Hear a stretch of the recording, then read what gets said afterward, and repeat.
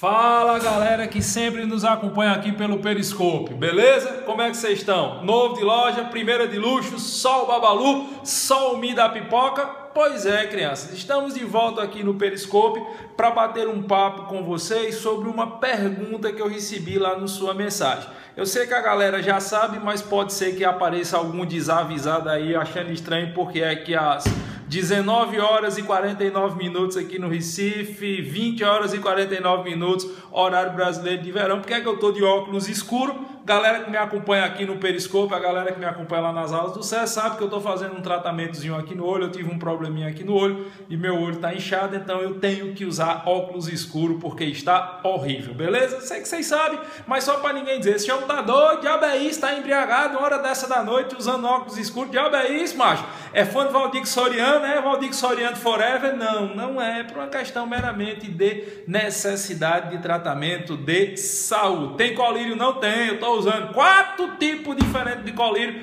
mas se Deus quiser daqui pro final da semana eu fico bom. Mas vamos lá, pessoal, vamos bater um papo agora sobre uma pergunta que eu achei muito curiosa. Galera, puder segurar um pouquinho aí as mensagens, pode papocar o dedo nos coraçõezinhos, mas puder segurar um pouquinho as mensagens aí, quando eu terminar a explicação eu vou inclusive abrir um debate aqui com vocês, fazer umas perguntas, mas bora segurando um pouquinho as mensagens aí para que não fique travando, para que o pessoal, todo mundo possa acompanhar, nem todo mundo consegue rodar na internet mais rápido, beleza? Então segura as mensagens um pouquinho aí, deixa eu explicar primeiro, beleza, pessoal? Então eu recebi uma pergunta lá no sua mensagem do SES que eu achei muito interessante, de um aluno do nosso curso de delegado de polícia civil, segunda fase de delegado de polícia civil. Ele perguntou o que seria a teoria das janelas quebradas. Ele tinha escutado, ele estava debatendo com alguém sobre o princípio da insignificância ou criminalidade de bagatela e alguém disse, não, mas é porque tem a teoria das janelas quebradas. E aí é um tema que pouca gente escreve sobre ela, inclusive a literatura que você tem, notadamente literatura estrangeira sobre o tema,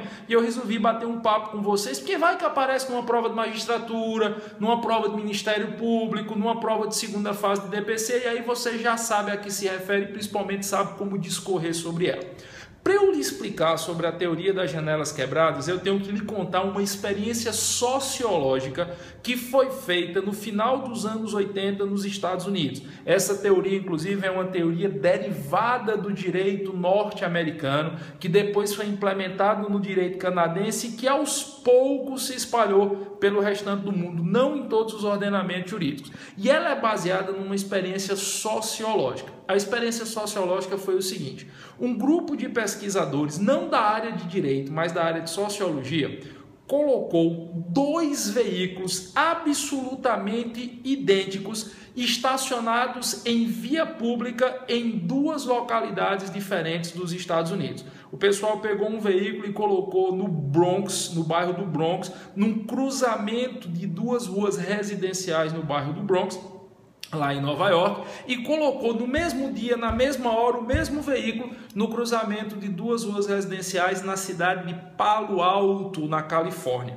Os veículos eram idênticos. E eles passaram a monitorar, eles passaram a observar o que aconteceria com esses veículos. E eles fizeram a observação dos veículos durante uma semana.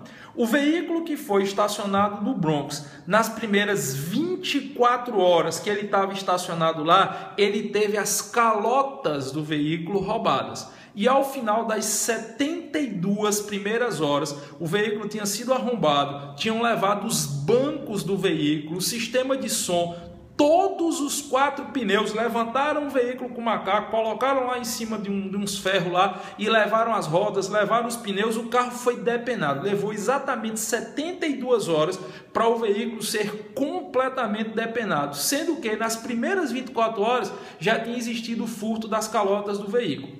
No mesmo período de tempo, no mesmo lapso temporal de uma semana, o veículo que estava estacionado na cidade de Palo Alto, na Califórnia, não sofreu dano nenhum. Ele continuou absolutamente intacto. Aí o que é que os pesquisadores fizeram? Um pesquisador pegou uma chave de roda e quebrou a janela lateral do veículo que dava para a calçada. O cara foi lá, pegou e buf! Bateu até quebrar. Ficou caco de vidro pelo chão e a janela quebrada. e foi embora. E ele observou que nas 24 horas após ele ter quebrado a janela, uma pessoa se aproximou e levou o som do carro. Outro observou que o som do carro estava sendo subtraído, foi e levou as calotas. Depois uma outra pessoa chegou e quebrou o vidro da frente sem motivo, pegou uma pedra e quebrou o vidro da frente. E aí, em pouco mais de 72 horas, o carro estava completamente depenado. E o pessoal começou a se questionar, o pessoal começou a achar estranho de por que é que o carro tinha passado uma semana e ninguém tinha bolido nele. E aí, de repente, quando a primeira pessoa chegou e quebrou a janela do carro, daí o nome, teoria das janelas quebradas, a pessoa quebrou a primeira janela do carro, logo depois, em 72 horas, o carro foi completamente depenado. E quando lá no Bronx, logo no começo, os cabas já atacaram o carro. E aí eles começaram a averiguar, eles começaram a investigar quais eram as condições sociais. E eles descobriram que no bairro do Bronx existia uma população mais de uma renda menor do que na cidade de Palo Alto, na Califórnia. Mas só a renda não seria motivo suficiente, porque isso seria até uma estigmatização. Você está dizendo, se porque o cabo é pobre, o cabo é bandido. Isso, óbvio, não é razoável. Óbvio, para uma pessoa de bom senso não é aceitável. Existe pobre bandido e pobre gente boa. Existe rico bandido e rico alma cebosa. A condição econômica não é determinante. O determinismo social e o determinismo socioeconômico é uma ideia malthusiana, neo-malthusiana há muito já, que é execrada do ordenamento, dos estudos sociológicos, dos ordenamentos jurídicos. E aí eles começaram a se perguntar qual era o índice de atuação policial nessas regiões. E eles chegaram à conclusão que aquela área do Bronx, onde o veículo foi estacionado, galera, segura um pouquinho aí, por gentileza, as mensagens, não manda mensagem agora não, porque fica horrível para quem está rodando no 3G. Aí eles foram observar que lá no bairro do Bronx, praticamente não existia ronda policial. Praticamente não existia repressão policial. A coisa mais difícil do mundo era uma viatura policial passar pela área. Por quê? Porque a cidade de Nova York tem uma população gigantesca. A polícia que tomava conta, a corporação que tomava conta ali daquela área do bairro do Bronx, era uma corporação de poucos policiais, poucas viaturas, não conseguia dar conta de tudo. Então eles davam preferência em patrulhar as zonas comerciais em detrimento das zonas residenciais. E lá em Palo Alto era uma área extremamente policiada. Lá em Palo Alto você tinha uma densidade populacional menor, proporcionalmente uma quantidade de policiais, uma quantidade de viatura bem maior, então as pessoas estavam mais acostumadas com a presença policial. Isso justificava parte do problema. Se você tem uma repressão policial pequena, se é um medo entre aspas, no sentido de coercitividade que o direito penal tem, se a possibilidade do direito penal vir a intervir para quem está lá furtando as calotas, ou levando o som do carro, ou levando os pneus do carro é pequena, a população poderia ser estimulada a praticar mais crimes. A lógica é que, como a repressão policial e a atuação do direito penal já era muito falha naquela localidade do Bronx, a população já não temia praticar pequenos crimes, porque sabia que os cabas não davam conta de investigar. Porque sabia que os policiais não iam se importar com uma calota, ou não iam se importar com pneus, ou não iam se importar com aquele veículo. Então, a velocidade da prática do crime patrimonial foi bem maior. Lá em Palo Alto, na Califórnia, como a população estava muito acostumada com a presença policial, ainda que o veículo estivesse estacionado ao longo de uma semana, a população não imaginou mexer no veículo. Por quê? Porque a possibilidade de reprimenda policial era maior. Eles estavam acostumados a quem cometesse crime ter e sofrer a intervenção policial. Isso justificava parte do problema de por que aqui no Bronx, em 24 horas, o carro já tinha sofrido algum tipo de dano e por que aqui em Palo Alto levou uma semana e ninguém mexeu no carro. Mas tinha uma outra parte.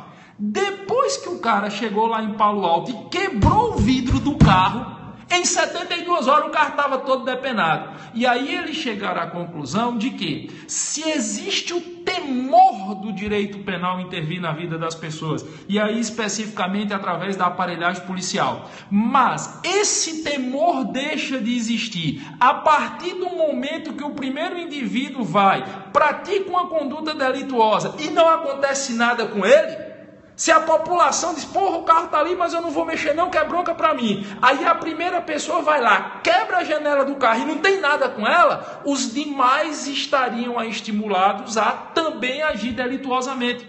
É o que muito se estuda aí em criminologia, em sociologia jurídica, chamado efeito manada. A primeira pessoa mete tapa num criminoso, daqui a pouco o segundo mete tapa, daqui a pouco o bandido é linchado. Todo mundo tinha vontade de meter porrada na alma cebosa, mas um primeiro teve que ir lá bater para que os outros se sentissem estimulados a também desrespeitar a lei.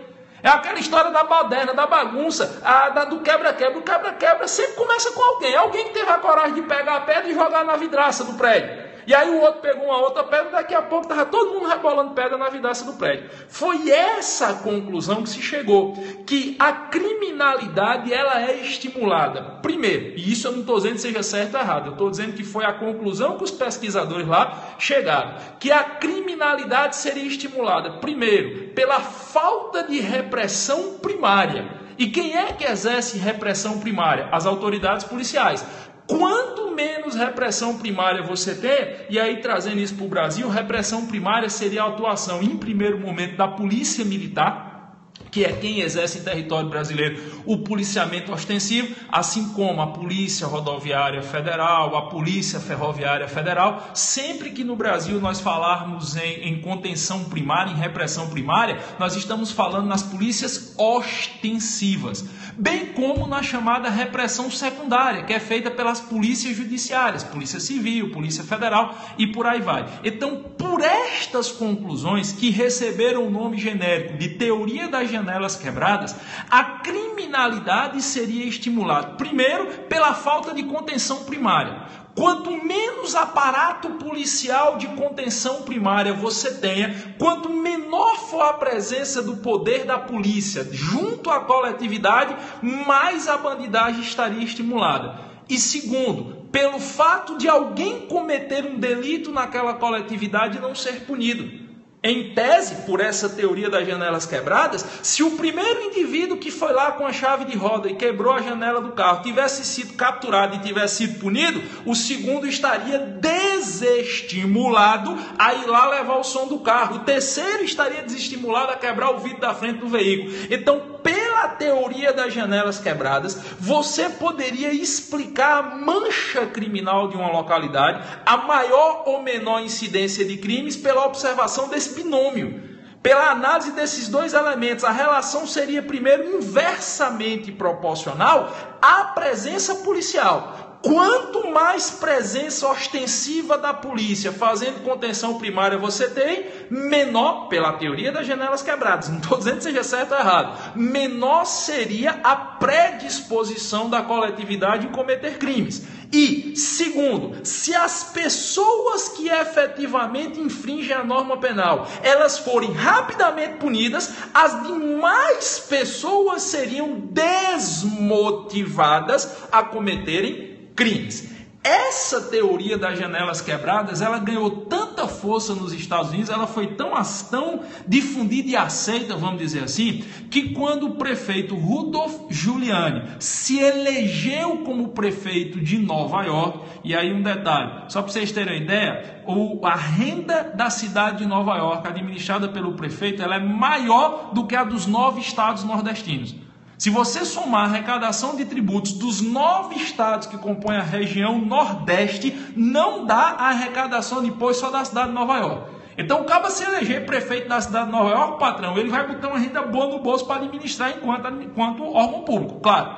Quando o Rudolph Giuliani se elegeu nos Estados Unidos, ele se elegeu, entre outras coisas, porque ele propunha aplicar a teoria das janelas quebradas, que foi uma política que ficou conhecida como política de tolerância zero. Ele criou o que ele chamou lá State One, ou ponto 1, ponto de partida 1, que era tolerância zero e repressão policial aos pequenos delitos. Porque ele achava que quanto mais fosse reprimido pequenos delitos, mais ele desestimularia a prática de outros delitos. E aí, por exemplo, o que é que o Rudolph Giuliani fez? Ele triplicou as corporações policiais de policiamento ostensivo. Ele simplesmente chegou e disse, quantos policiais em Nova York tem que trabalham na rua? X policiais. Como é que normalmente acontece o trabalho dos policiais na rua? Não, eu tenho aí 3, 4 viaturas por bairro. Ele triplicou. 3 vezes mais policiais, 3 vezes mais viaturas. Eles dobrou em um ano quanto o valor do salário dos policiais, a renda dos policiais. Policial em Nova York não pagava mais imposto para comprar casa. Policial em Nova York não arrecadava mais tributos municipais. Os policiais em Nova York recebiam grana para botar os filhos em escola privada. Policial em Nova York passou a receber subsídio para comprar casa, comprar apartamento. Se comprasse carro não pagava 1 centavo de imposto. Muita gente resolveu se tornar polícia em Nova York e ele passou até a política de tolerância zero. Então, aquele pequeno delito, o cara que entra no supermercado, pega lá uma Coca-Cola e saiu sem pagar. Esse cara, quando saía, tinha um policial na rua, ele era capturado, levado para a delegacia, em 48 horas apresentado a um juiz e era punido.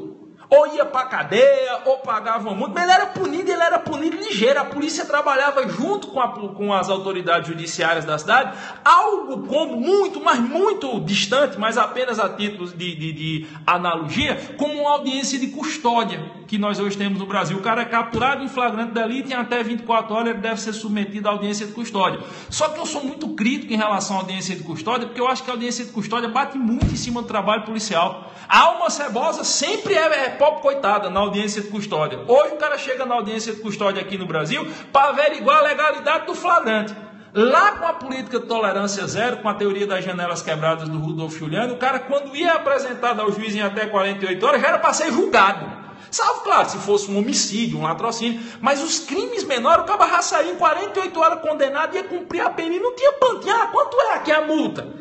O cara pegava 40 dias de cadeia, 60 dias de cadeia, 1 ano de cadeia. O furto dava 3 anos de cadeia. O cara tinha que tirar pelo menos 1 preso para poder progredir de regime. O cidadão pulava a catraca do metrô. Quando ele entrava no metrô, tinha um policial que prendia ele.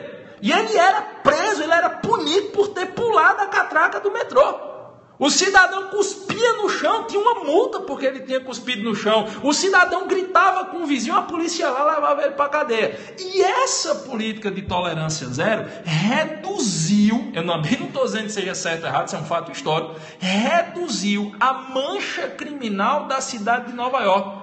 A cidade de Nova York, ela registrava, quando o Rudolf Giuliani assumiu a prefeitura, ela registrava um percentual de 9 homicídios por cada grupo de 100 mil habitantes.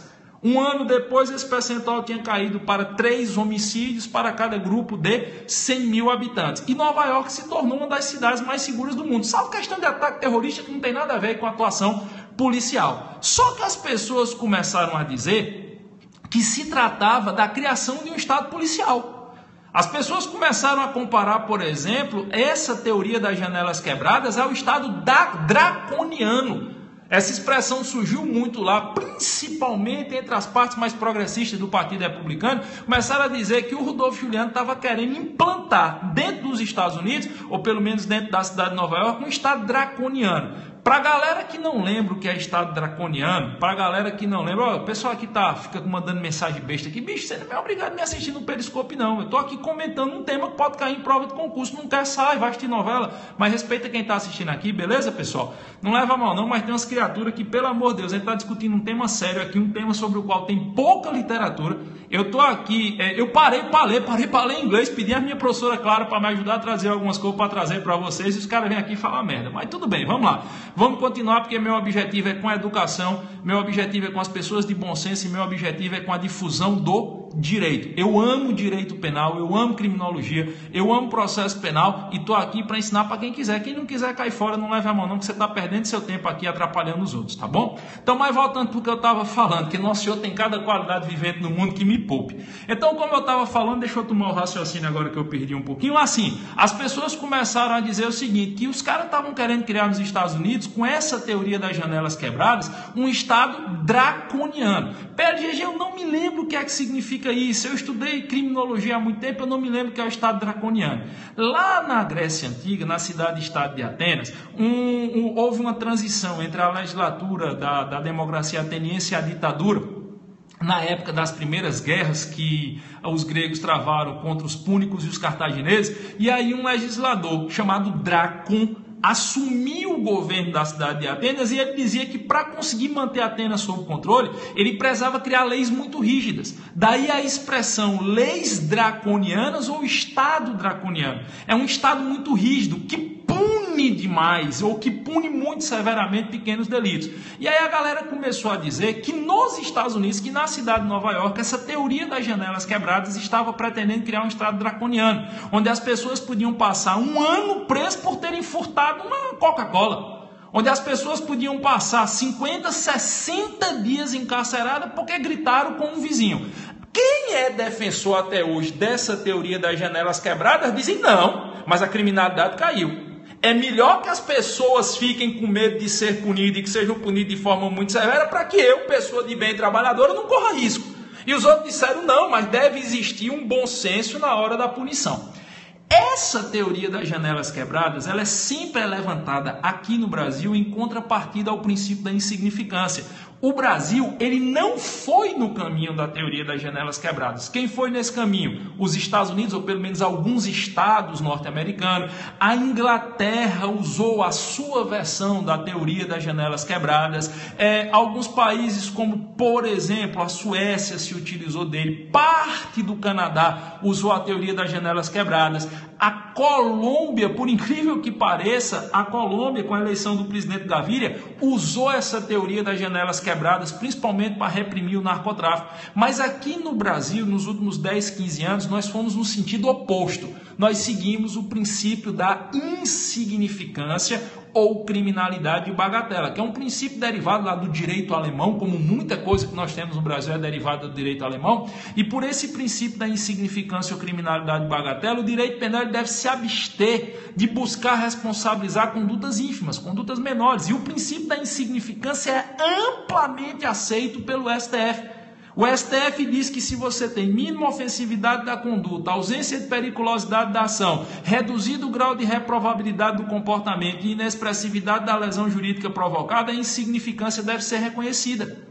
A insignificância deve ser aceita e o direito penal não deve ser aplicado, até porque o reconhecimento da insignificância suscita a tipicidade material da conduta. Então o Brasil ele não absorveu a teoria das janelas quebradas, e se você for falar sobre isso numa prova discursiva de Ministério Público, numa prova oral de MP, numa prova oral de delegado de polícia, numa discursiva de delegado de polícia, você tem que explicar o que é a teoria das janelas quebradas, mas é que essa teoria não foi recepcionada no Brasil. O STF, ele ao contrário, ele refrata a teoria das janelas quebradas e absorve a teoria da insignificância. A teoria das janelas quebradas seria a antítese, seria o oposto à teoria ou princípio da insignificância ou da criminalidade de bagatela. O Brasil se abstém de aplicar direito penal aos pequenos delitos. Um cara que furta um refrigerante no supermercado hoje, ele sequer deve ser submetido, pela lógica que segue o STF, ele sequer deve ser submetido à tutela do direito penal, porque a conduta é considerada insignificante, a conduta é considerada ínfima. Nós adotamos no Brasil aquela teoria do direito penal mínimo, ou da mínima aplicação, porque existe essa discussão. O mestre, professor Rogério Sanches, aí, meu patrão, meu colega de profissão, um colega lá de magistério no SESC, professor Rogério Sanches, ele fala muito sobre isso, a aplicação mínima do direito penal. Já o professor Pacheco diz direito penal mínimo, tem essa diferença, mas o Brasil vai nesse sentido, enquanto alguns países adotam uma política de tolerância zero. É aquela ideia, é melhor você punir logo com muita força, porque os outros não quebrem as demais janelas. Essa é a ideia, pessoal. É isso que significa a teoria das janelas quebradas, que seria a antítese, que seria o oposto do que você tem com o princípio da insignificância ou da criminalidade de bagatela. Beleza? Bom, agora chegou a hora de eu interagir com vocês aqui. Deixa eu ver quem é que está interagindo. Não vou mentir não, aí eu não consegui ler metade das mensagens. Vi um cabo querendo esculhambar aí, mas paciência, não posso fazer nada. Eu estou aqui tentando ajudar. Quem não quiser, cai fora, que é uma coisa curiosa, né? A gente quer ajudar e o pessoal acha ruim. Se eu estivesse falando fuleiragem aqui, tava cheio de gente aqui, mas até falar um negócio sério. Mas vamos lá, vamos embora. E aí eu queria agora perguntar para vocês, pessoal. Eu queria perguntar aí quem é a favor dessa teoria das janelas quebradas, quem é a favor, respeitosamente aí, a favor do princípio da insignificância. Tem alguém que ache que essa política de tolerância zero seria interessante no Estado brasileiro? Deixa eu ver aqui. Maceió, o pessoal, sou contra. Outro dizendo assim, delegado por isso pode aplicar bagatela, eu entendo que sim, já fizemos inclusive um periscope, sou a favor, sou a favor, sou a favor. E quem é contra aí? Não sou contra, concordo com essa teoria, sou a favor sim, apoiado, sou contra, sou contra, valeu a explicação, sou a favor. Quer dizer, você veja que tem muito esse debate, e é para isso que o direito penal existe, para a gente suscitar o debate, e do debate sair um senso crítico, sair uma análise mais aprimorada. Aqui no Brasil, pelo que eu posso perceber da maioria dos doutrinadores, pelo menos os grandes doutrinadores que eu leio, César Roberto Bittencourt, Eugênio Pacelli, Rogério Sanches, professor Fábio Roque, Renato Brasileiro de Lima, os grandes mestres que eu sempre faço questão de citar aqui, professor Rogério Grego, professor Guilherme de Souza Nutti, a maioria é contrária à teoria das janelas quebradas. A maioria segue a aplicação do direito penal mínimo, a aplicação do princípio da insignificância. Eu particularmente acho que você não resolve o problema da violência social só punindo. A punição é importante, mas não é só punindo. Agora, tem uma coisa da teoria das janelas quebradas que eu concordo. Eu discordo da maior parte da teoria das janelas quebradas, mas tem uma coisa que eu concordo. Eu acho que a aparelhagem das corporações policiais é importante. Eu não acredito em segurança pública sem polícia na rua. Eu não acredito em segurança pública sem polícia bem remunerada, bem treinada. Bicho, a gente desrespeita demais policial. Quem é policial? Isso é uma opinião minha. Isso é um direito que eu tenho no exercício da minha liberdade de cátedra enquanto professor assegurado pela Constituição Federal de 88. Eu tenho direito a ter essa opinião e eu sempre digo. Eu acho um absurdo o tratamento que nós damos às autoridades policiais brasileiras. O cabo que é polícia no Brasil é um herói. Ele é por vocação, ele é por sangue. Por isso que eu digo que o cabo tem que ter sangue de polícia. Por um motivo muito simples. A autoridade policial brasileira é mal remunerada e ela é mal vista por parte da corporação. Cara, porque em terra que polícia anda, a maioria de nós que estamos aqui sequer teria coragem de colocar os pés. As autoridades policiais brasileiras, os homens e mulheres de bem que desempenham as funções policiais no Brasil, eles enfrentam o que existe de pior na nossa coletividade. A alma cebosa não tem pena de ninguém, não. Ah, é porque a alma cebosa, bicho traficante, bandido, ele vai receber eu, você, polícia, quem quer que seja na base da bala. E a gente está pedindo a homens e mulheres que deixem as nossas famílias e vão para a rua com colete vencido, com armamento 38 na cintura, enquanto o bandido está operando de 762, de 380, de FAL, de parafal, com viatura que sequer o vidro de frente da viatura é blindado. Isso é absurdo. Ah, não, é porque o policial não correu atrás do rapaz que levou o meu colar. Para que o cabo vai fazer uma atuação dessa, passar uma madrugada na delegacia, das 7 horas da manhã não vai ser liberado, para o cara assinar um termo circunstanciado de ocorrência? Para o cara ser lavrado um auto de prisão em flagrante delito, chegar na audiência de custódia e liberar o cara. Então, assim, embora eu discorde da teoria das janelas quebradas, eu costumo dizer, ela tem um ponto positivo, a valorização do trabalho policial. A valorização do trabalho policial é importante. Um país que não valoriza os seus policiais está enfraquecendo a repressão primária à bandidagem. Então, nesse ponto, eu acho que a gente deveria copiar sim. Eu acho que policial no Brasil, por exemplo, deveria ter estímulo para comprar casa própria sem imposto. Deveria ter estímulo para botar filho no colégio bom. Deveria ter estímulo, por exemplo, se ele precisasse fazer um financiamento aí para adquirir um bem, ele não deveria pagar imposto sobre isso. Por quê? Porque ele está disposto a arriscar a vida por a gente. Qual é a contrapartida que ele tem? Agora, na ideia da repressão total da tolerância zero, eu particularmente sou contra a teoria das janelas quebradas. Beleza? Estão dizendo que a valorização do aparato policial é utopia.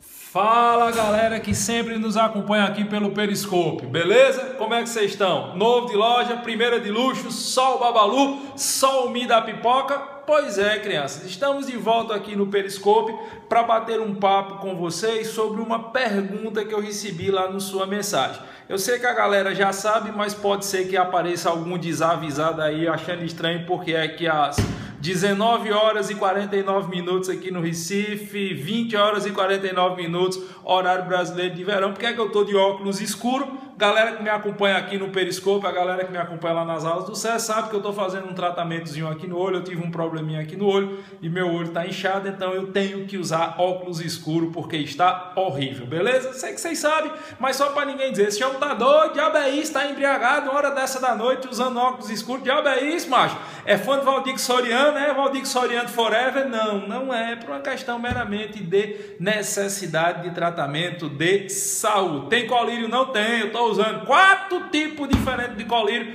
mas se Deus quiser, daqui para o final da semana eu fico bom. Mas vamos lá, pessoal, vamos bater um papo agora sobre uma pergunta que eu achei muito curiosa. Galera, puder segurar um pouquinho aí as mensagens, pode papocar o dedo nos coraçõezinhos, mas puder segurar um pouquinho as mensagens aí. Quando eu terminar a explicação, eu vou inclusive abrir um debate aqui com vocês, fazer umas perguntas, mas bora segurando um pouquinho as mensagens aí para que não fique travando, para que o pessoal, todo mundo possa acompanhar. Nem todo mundo consegue rodar na internet mais rápido, beleza? Então segura as mensagens um pouquinho aí, deixa eu explicar primeiro, beleza, pessoal? Então eu recebi uma pergunta lá no sua mensagem do SESC que eu achei muito interessante, de um aluno do nosso curso de delegado de polícia civil, segunda fase de delegado de polícia civil. Ele perguntou o que seria a teoria das janelas quebradas. Ele tinha escutado, ele estava debatendo com alguém sobre o princípio da insignificância ou criminalidade de bagatela, e alguém disse, não, mas é porque tem a teoria das janelas quebradas. E aí é um tema que pouca gente escreve sobre ela, inclusive a literatura que você tem, notadamente literatura estrangeira sobre o tema, e eu resolvi bater um papo com vocês, porque vai que aparece numa prova de magistratura, numa prova de Ministério Público, numa prova de segunda fase de DPC, e aí você já sabe a que se refere, principalmente sabe como discorrer sobre ela. Para eu lhe explicar sobre a teoria das janelas quebradas, eu tenho que lhe contar uma experiência sociológica que foi feita no final dos anos 80 nos Estados Unidos. Essa teoria, inclusive, é uma teoria derivada do direito norte-americano, que depois foi implementado no direito canadense e que aos poucos se espalhou pelo restante do mundo, não em todos os ordenamentos jurídicos. E ela é baseada numa experiência sociológica. A experiência sociológica foi o seguinte: um grupo de pesquisadores, não da área de direito, mas da área de sociologia, colocou 2 veículos absolutamente idênticos estacionados em via pública em 2 localidades diferentes dos Estados Unidos. O pessoal pegou um veículo e colocou no Bronx, no bairro do Bronx, num cruzamento de 2 ruas residenciais no bairro do Bronx, lá em Nova York, e colocou no mesmo dia, na mesma hora, o mesmo veículo no cruzamento de 2 ruas residenciais na cidade de Palo Alto, na Califórnia. Os veículos eram idênticos. E eles passaram a monitorar, eles passaram a observar o que aconteceria com esses veículos. E eles fizeram uma observação dos veículos durante uma semana. O veículo que foi estacionado no Bronx, nas primeiras 24 horas que ele estava estacionado lá, ele teve as calotas do veículo roubadas. E ao final das 72 primeiras horas, o veículo tinha sido arrombado, tinham levado os bancos do veículo, o sistema de som, todos os 4 pneus, levantaram o veículo com macaco, colocaram lá em cima de uns ferros lá e levaram as rodas, levaram os pneus, o carro foi depenado. Levou exatamente 72 horas para o veículo ser completamente depenado, sendo que nas primeiras 24 horas já tinha existido o furto das calotas do veículo.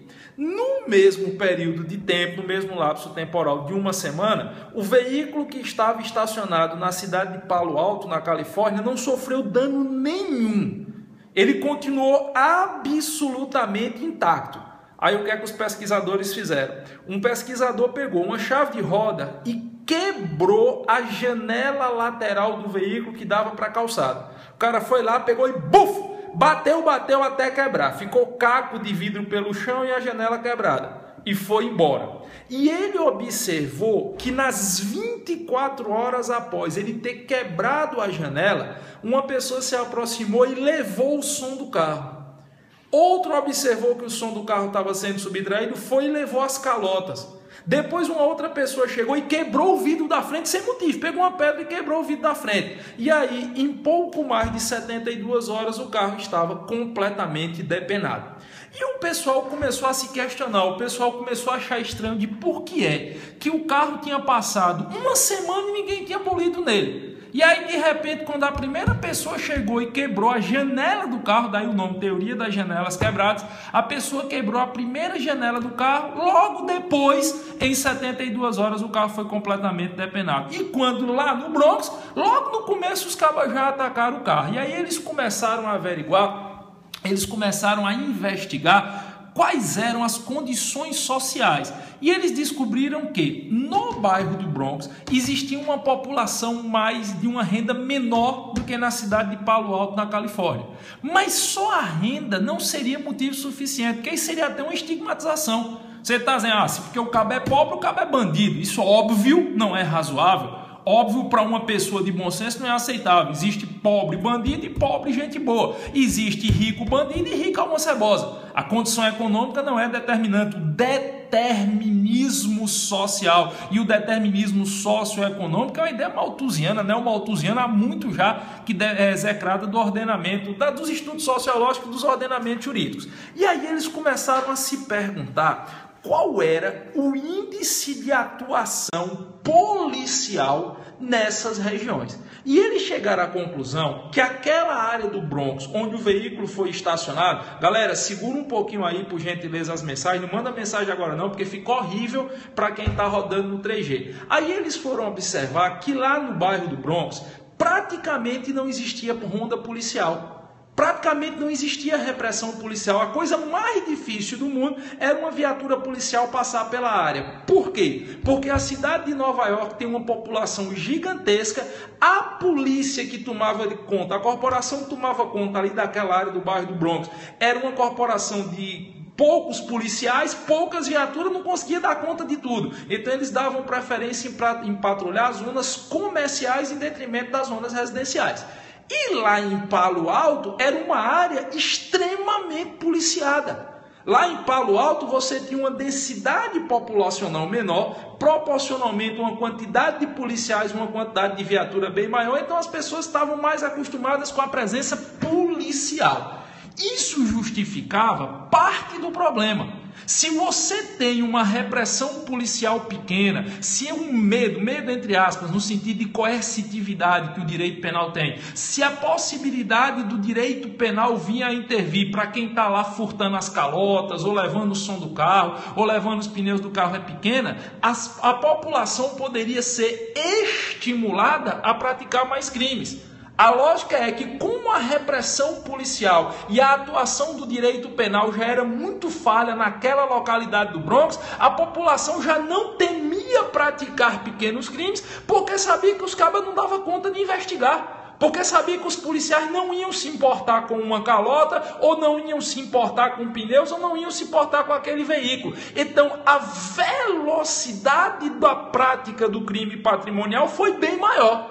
Lá em Palo Alto, na Califórnia, como a população estava muito acostumada com a presença policial, ainda que o veículo estivesse estacionado ao longo de uma semana, a população não imaginou mexer no veículo. Por quê? Porque a possibilidade de reprimenda policial era maior. Eles estavam acostumados a quem cometesse crime ter e sofrer a intervenção policial. Isso justificava parte do problema de porque aqui no Bronx, em 24 horas, o carro já tinha sofrido algum tipo de dano e porque aqui em Palo Alto levou uma semana e ninguém mexeu no carro. Mas tinha uma outra parte.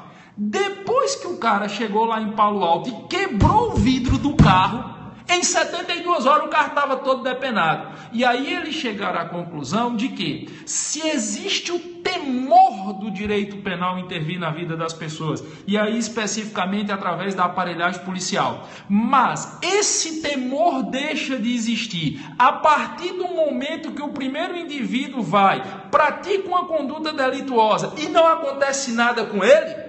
Se a população diz, porra, o carro está ali, mas eu não vou mexer não, que é bronca para mim. Aí a primeira pessoa vai lá, quebra a janela do carro e não tem nada com ela, os demais estariam estimulados a também agir delituosamente. É o que muito se estuda aí em criminologia, em sociologia jurídica, chamado efeito manada. A primeira pessoa mete tapa num criminoso, daqui a pouco o segundo mete tapa, daqui a pouco o bandido é linchado. Todo mundo tinha vontade de meter porrada na alma cebosa, mas um primeiro teve que ir lá bater para que os outros se sentissem estimulados a também desrespeitar a lei. É aquela história da baderna, da bagunça, do quebra-quebra. O quebra-quebra sempre começa com alguém. Alguém que teve a coragem de pegar a pedra e jogar na vidraça do prédio. E aí o outro pegou uma outra pedra, daqui a pouco estava todo mundo rebolando pedra na vidraça do prédio. Foi essa a conclusão que se chegou, que a criminalidade ela é estimulada. Primeiro, e isso eu não estou dizendo que seja certo ou errado, eu estou dizendo que foi a conclusão que os pesquisadores lá chegaram, que a criminalidade seria estimulada, primeiro, pela falta de repressão primária. E quem é que exerce repressão primária? As autoridades policiais. Quanto menos repressão primária você tem, e aí trazendo isso para o Brasil, repressão primária seria a atuação, em primeiro momento, da polícia militar, que é quem exerce em território brasileiro o policiamento ostensivo, assim como a Polícia Rodoviária Federal, a Polícia Ferroviária Federal. Sempre que no Brasil nós falarmos em contenção primária, em repressão primária, nós estamos falando nas polícias ostensivas, bem como na chamada repressão secundária, que é feita pelas polícias judiciárias, Polícia Civil, Polícia Federal e por aí vai. Então, por estas conclusões que receberam o nome genérico de teoria das janelas quebradas, a criminalidade seria estimulada, primeiro, pela falta de contenção primária. Quanto menos aparato policial de contenção primária você tenha, quanto menor for a presença do poder da polícia junto à coletividade, mais a bandidagem estaria estimulada. E segundo, pelo fato de alguém cometer um delito naquela coletividade e não ser punido.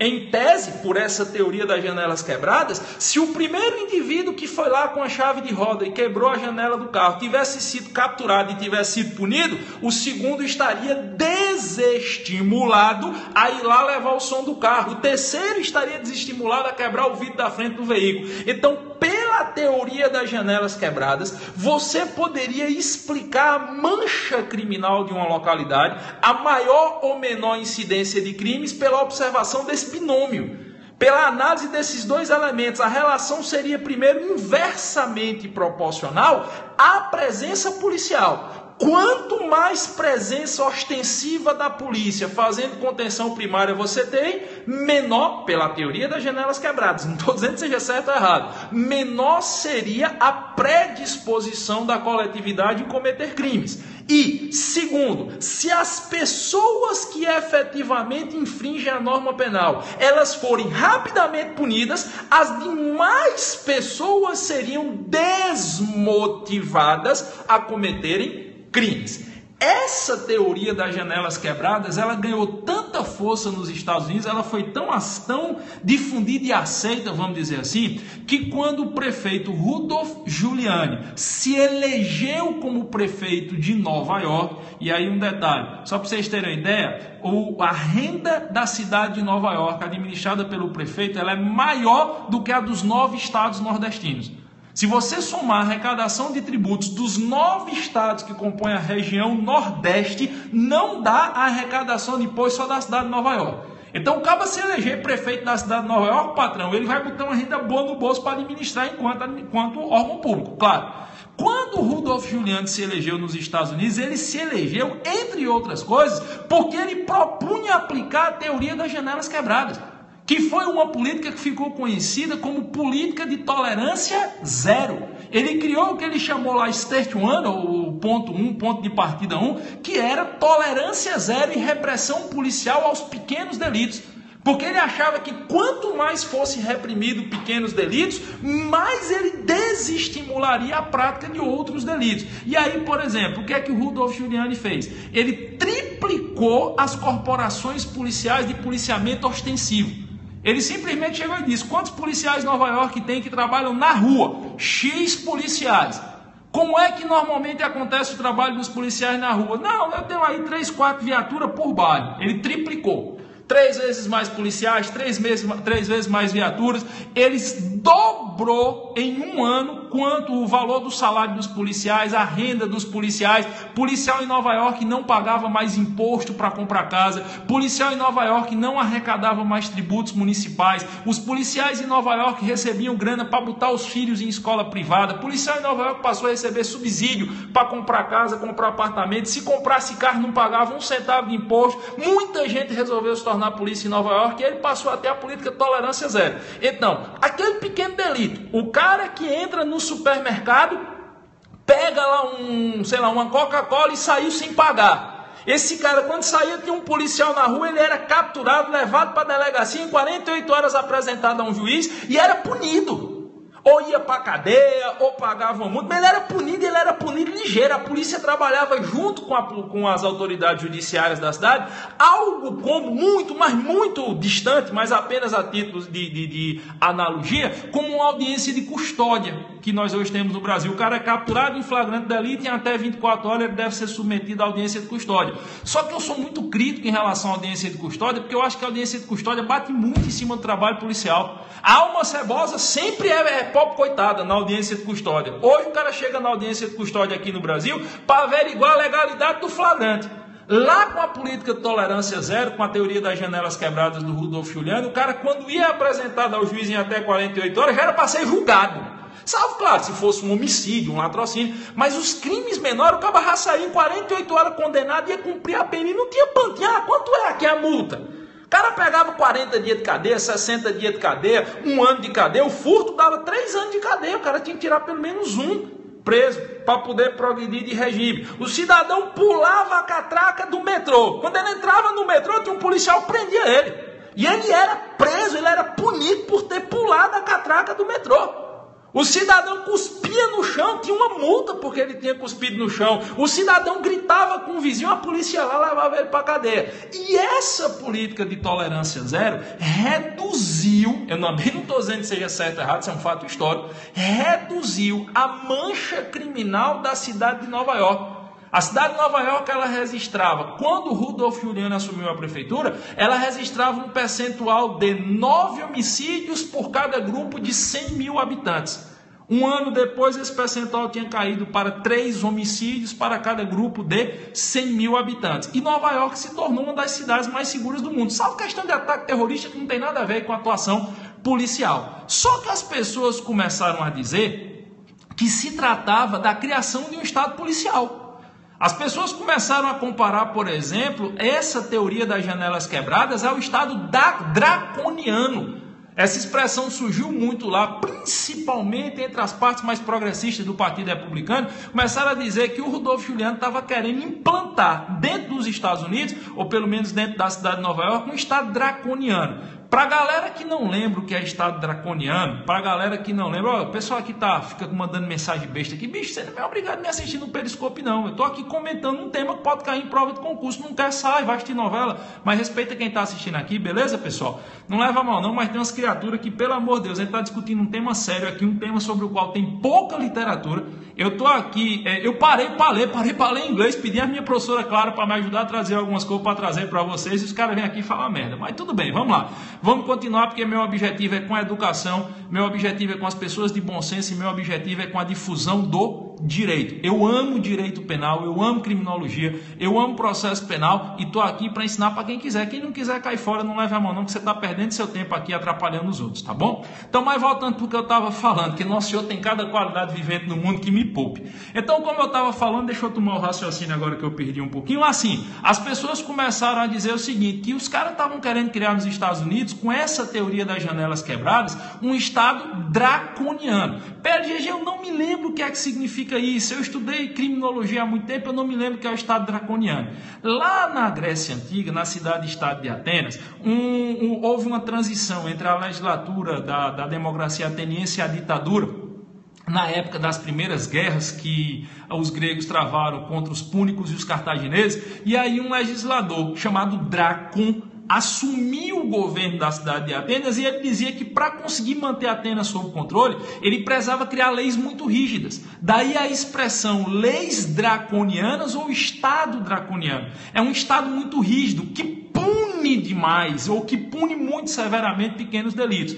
E aí a galera começou a dizer que nos Estados Unidos, que na cidade de Nova York, essa teoria das janelas quebradas estava pretendendo criar um Estado draconiano, onde as pessoas podiam passar 1 ano preso por terem furtado uma Coca-Cola, onde as pessoas podiam passar 50, 60 dias encarceradas porque gritaram com um vizinho.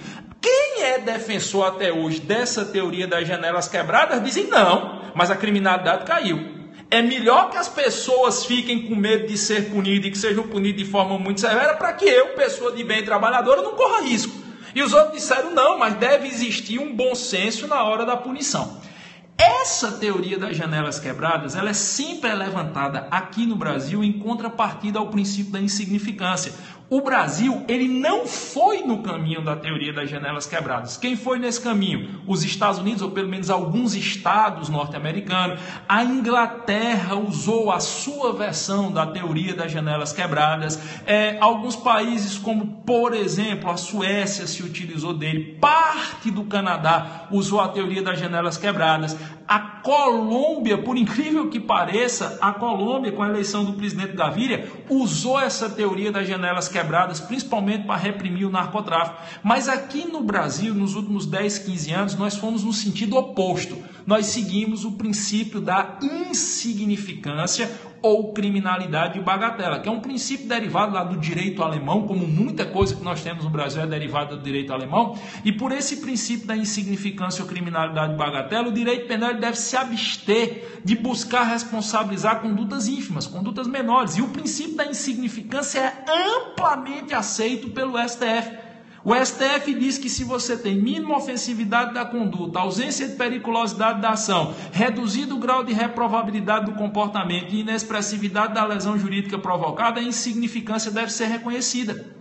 A insignificância deve ser aceita e o direito penal não deve ser aplicado, até porque o reconhecimento da insignificância suscita a tipicidade material da conduta. Então o Brasil ele não absorveu a teoria das janelas quebradas, e se você for falar sobre isso numa prova discursiva de Ministério Público, numa prova oral de MP, numa prova oral de delegado de polícia, numa discursiva de delegado de polícia, você tem que explicar o que é a teoria das janelas quebradas, mas é que essa teoria não foi recepcionada no Brasil.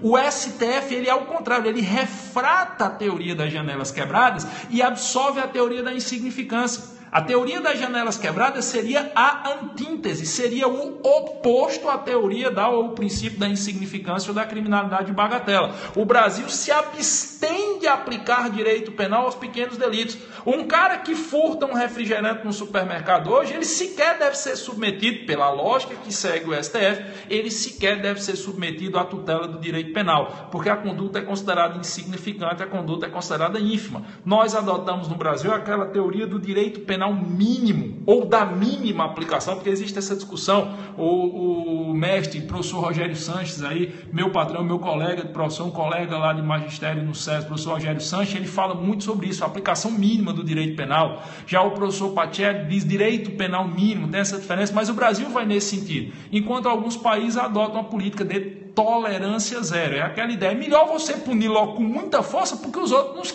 não quebrem as demais janelas. Essa é a ideia, pessoal. É isso que significa a teoria das janelas quebradas, que seria a antítese, que seria o oposto do que você tem com o princípio da insignificância ou da criminalidade de bagatela. Beleza? Bom, agora chegou a hora de eu interagir com vocês aqui. Deixa eu ver quem é que está interagindo. Não vou mentir não, aí eu não consegui ler metade das mensagens. Vi um cabo querendo esculhambar aí, mas paciência, não posso fazer nada. Eu estou aqui tentando ajudar. Quem não quiser, cai fora, que é uma coisa curiosa, né? A gente quer ajudar e o pessoal acha ruim. Se eu estivesse falando fuleiragem aqui, tava cheio de gente aqui, mas até falar um negócio sério.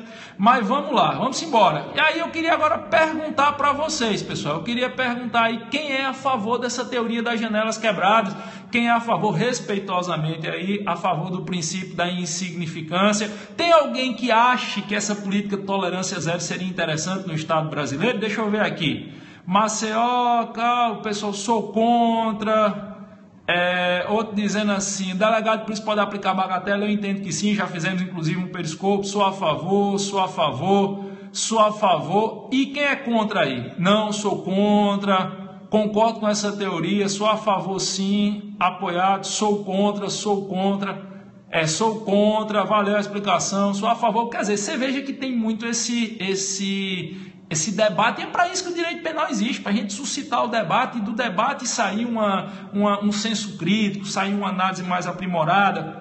Aqui no Brasil, pelo que eu posso perceber da maioria dos doutrinadores, pelo menos os grandes doutrinadores que eu leio, César Roberto Bittencourt, Eugênio Pacelli, Rogério Sanches, professor Fábio Roque, Renato Brasileiro de Lima, os grandes mestres que eu sempre faço questão de citar aqui, professor Rogério Grego, professor Guilherme de Souza Nutti, a maioria é contrário à teoria das janelas quebradas. A maioria segue a aplicação do direito penal mínimo, a aplicação do princípio da insignificância. Eu particularmente acho que você não resolve o problema da violência social só punindo. A punição é importante, mas não é só punindo. Agora, tem uma coisa da teoria das janelas quebradas que eu concordo. Eu discordo da maior parte da teoria das janelas quebradas, mas tem uma coisa que eu concordo. Eu acho que a aparelhagem das corporações policiais é importante. Eu não acredito em segurança pública sem polícia na rua. Eu não acredito em segurança pública sem polícia bem remunerada, bem treinada. Bicho, a gente desrespeita demais policial. Quem é policial? Isso é uma opinião minha. Isso é um direito que eu tenho no exercício da minha liberdade de cátedra enquanto professor assegurado pela Constituição Federal de 88. Eu tenho direito a ter essa opinião e eu sempre digo. Eu acho um absurdo o tratamento que nós damos às autoridades policiais brasileiras. O cabo que é polícia no Brasil é um herói. Ele é por vocação, ele é por sangue. Por isso que eu digo que o cabo tem que ter sangue de polícia. Por um motivo muito simples. A autoridade policial brasileira é mal remunerada e ela é mal vista por parte da corporação. Cara, terra que polícia anda, a maioria de nós que estamos aqui sequer teria coragem de colocar os pés. As autoridades policiais brasileiras, os homens e mulheres de bem que desempenham as funções policiais no Brasil, eles enfrentam o que existe de pior na nossa coletividade. A alma cebosa não tem pena de ninguém, não. Ah, é porque a alma cebosa, bicho traficante, bandido, ele vai receber eu, você, polícia, quem quer que seja na base da bala. E a gente está pedindo a homens e mulheres que deixem as nossas famílias e vão para a rua com colete vencido, com armamento 38 na cintura, enquanto o bandido está operando de 762, de 380, de FAL, de parafal, com viatura que sequer o vidro de frente da viatura é blindado. Isso é absurdo. Ah, não, é porque o policial não correu atrás do rapaz que levou o meu colar. Para que o cabo vai fazer uma atuação dessa, passar uma madrugada na delegacia, das 7 horas da manhã não vai ser liberado, para o cara assinar um termo circunstanciado de ocorrência? Para o cara ser lavrado um auto de prisão em flagrante delito, chegar na audiência de custódia e liberar o cara. Então, assim, embora eu discorde da teoria das janelas quebradas, eu costumo dizer, ela tem um ponto positivo, a valorização do trabalho policial. A valorização do trabalho policial é importante. Um país que não valoriza os seus policiais está enfraquecendo a repressão primária à bandidagem. Então, nesse ponto, eu acho que a gente deveria copiar sim. Eu acho que policial no Brasil, por exemplo, deveria ter estímulo para comprar casa própria sem imposto. Deveria ter estímulo para botar filho no colégio bom. Deveria ter estímulo, por exemplo, se ele precisasse fazer um financiamento aí para adquirir um bem, ele não deveria pagar imposto sobre isso. Por quê? Porque ele está disposto a arriscar a vida por a gente. Qual é a contrapartida que ele tem? Agora, na ideia da repressão total da tolerância zero, eu particularmente sou contra a teoria das janelas quebradas. Beleza? Estão dizendo que a valorização do aparato policial é uma utopia. É, mas se a gente não acreditar e não defender, nós que temos a possibilidade de defender, quem vai defender, não é isso? Bom, galera, então deixa eu mandar um abraço para a galera que está aqui nos acompanhando, pessoal que aguenta essas besteiras que eu falo. Deixa eu ver. PLGG e seu vato penal está esgotado. Gostei do óculos, é uma questão de saúde, infelizmente aqui eu não queria. Tolerância zero, valeu Teresina, Macapá, Minas Gerais. Valeu, Maceió. Teresina, é isso aí, tá todo mundo por aqui, todo mundo e a mulher do seu Raimundo. Fica sempre ligado aqui no Periscope, que quando der a gente tá trazendo esses temas relevantes para vocês. Um cheiro para quem for de cheiro e um abraço para quem for de abraço.